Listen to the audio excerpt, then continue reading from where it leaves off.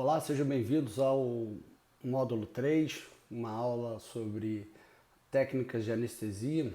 A gente vai falar sobre como que a gente pode fazer a anestesia na cirurgia de transplante capilar. Basicamente, nós temos a gente pode fazer a anestesia infiltrativa com um anestésico local que vai ter uma ação mais localmente na área operada, ou a gente pode fazer a anestesia regional com bloqueio dos nervos na emergência deles, saindo do crânio, né, ou na região onde eles se tornam mais superficiais e aonde a gente faz a aplicação do anestésico nessa raiz nervosa e a gente consegue uma anestesia distalmente a região onde a gente aplicou o anestésico. Então, na anestesia local infiltrativa, a gente vai aplicar o anestésico, uma solução contendo um anestésico local, vasoconstritor ou não, numa solução fisiológica, na área de inervação periférica à origem nervosa do nervo responsável pela inervação daquela região. Então o objetivo é anestesiar o plexo nervoso que está localizado no local onde a gente vai realizar a cirurgia. E geralmente é distal, é distante do lugar onde o nervo responsável pela inervação dessa região ele se torna mais superficial ou onde ele se emerge a partir do sistema nervoso central. O bloqueio nervoso envolve a colocação de anestésico local ou uma solução anestésica num local específico próximo ao tronco principal do nervo que vai ser responsável pela sensação, pela sensibilidade distalmente à área onde ele é bloqueado. Ou seja, a gente pode pegar como, por exemplo, um nervo supraorbital, fazer um bloqueio nesta região e a gente vai ter uma perda da sensibilidade no topo da cabeça, daqui no couro cabeludo. Então, o bloqueio regional, geralmente ele é feito numa região para conseguir uma anestesia numa região distante do local onde a gente fez o bloqueio. Como toda técnica cirúrgica e anestésica, elas têm vantagem e desvantagem. A vantagem da anestesia infiltrativa é que a gente não precisa de habilidades específicas, a gente precisa apenas saber aplicar uma anestesia, uma injeção adequadamente. A área selecionada para inervação, ela que vai estar envolvida com a sensibilidade, a gente pode adicionar o anestésico local para aumentar a permanência do anestésico local na região e também conseguir ao mesmo tempo uma vasoconstrição, uma hemostasia melhor quando a gente adiciona vasoconstritores à solução anestésica. E com isso, o local onde nós vamos fazer a colocação dos folículos ou a extração dos folículos tem um menor sangramento associado a um conforto de não haver dor nesse lugar.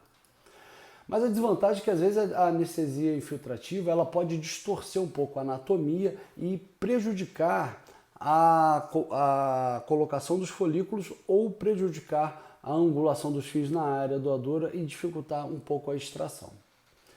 Então, no transplante capilar, a área inervada também, a gente tem que levar em consideração que é uma cirurgia longa e a área inervada ela pode perder o efeito do anestésico local, ele ser absorvido e ele perdeu o efeito ao longo do procedimento cirúrgico e ser necessário fazer doses repetidas na área a ser operada e com isso a gente pode chegar perto da dose tóxica do anestésico.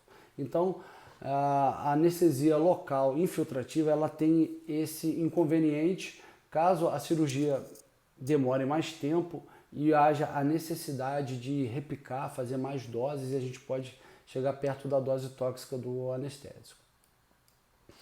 Os bloqueios nervosos, eles têm uma vantagem que você pode colocar uma quantidade menor de anestésico e conseguir grandes áreas anestesiadas. E isso sem levar à distorção do tecido no local onde vai ser realizada a cirurgia. Então você tem uma dose menor para conseguir anestesiar uma área maior. Essa é uma grande vantagem do bloqueio anestésico. Mas também tem as desvantagens que a gente vai ter, a gente não pode, se a gente só bloquear, fizer o bloqueio anestésico distante da área que a gente vai operar, o fato da gente não colocar uma solução na região que a gente vai fazer o procedimento, a gente pode não conseguir uma hemostasia adequada. E existem alguns pacientes que possuem variações anatômicas e existem áreas que vários nervos eles vão se interconectar e podem não dar, um único bloqueio pode não conseguir dar a sensibilidade, a anestesia total daquela área que a gente quer operar.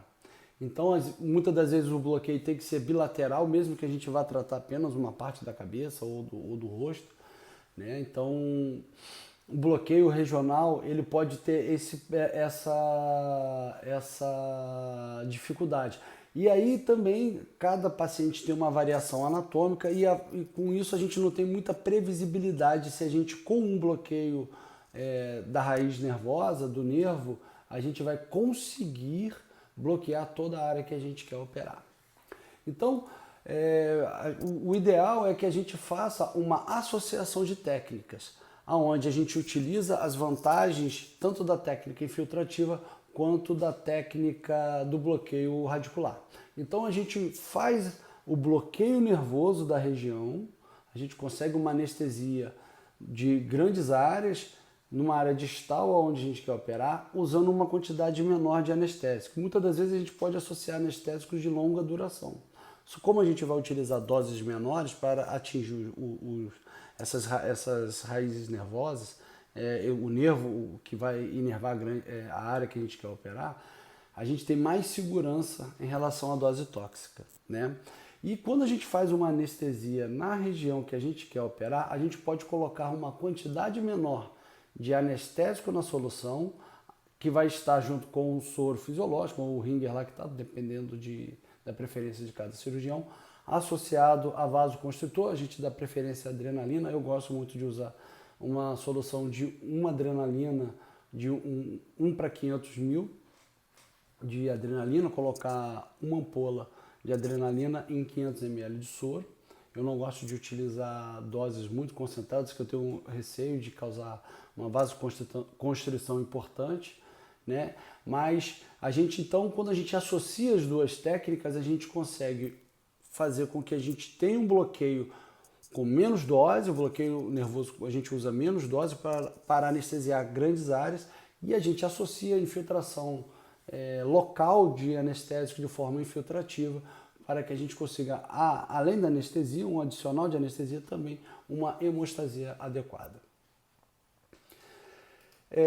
A arte da anestesia local, o cirurgião precisa encontrar, né, um equilíbrio entre o conforto anestésico e a segurança do paciente. Por isso, a gente tem que minimizar o desconforto da cirurgia usando uma técnica adequada, mas também a gente tem que minimizar o risco da toxicidade dos anestésicos locais e usar de forma criteriosa os vasoconstritores para que a gente não tenha intercorrência. Então, grandes volumes de vasoconstritores em soluções muito concentradas pode levar ao risco de isquemia do couro cabeludo, principalmente pacientes com algumas comorbidades, como tabagismo, diabetes, enfim, que podem diminuir a perfusão sanguínea da área operada. A gente deve evitar soluções concentradas para evitar complicações locais, onde a gente vai infiltrar um anestésico, e também evitar complicações sistêmicas, porque a absorção de vasoconstritores, além de levar ao risco de isquemia na área operada, na área onde a gente vai fazer as incisões ou onde a gente vai fazer a extração dos folículos, pode ocorrer uma absorção sistêmica e pacientes podem apresentar taquicardia e, dependendo da comorbidade do paciente, pode levar a complicações como arritmias ou até mesmo isquemia do miocárdio. Então é muito importante que a gente faça um uso criterioso dos vasoconstritores. E tudo isso a gente tem que buscar fazer dentro de um monitoramento com equipamentos que vão monitorar a saturação de oxigênio, frequência cardíaca, frequência respiratória, a pressão arterial, eletrocardiograma, isso tudo feito por um profissional anestesiologista, um médico anestesiologista, e que o cirurgião consiga realizar o procedimento dentro de conforto e segurança. Alguns colegas não gostam de usar o anestesista, né, para associar uma sedação ou não. Eu gosto muito de usar. Na maioria das minhas cirurgias eu faço com anestesia local mais sedação.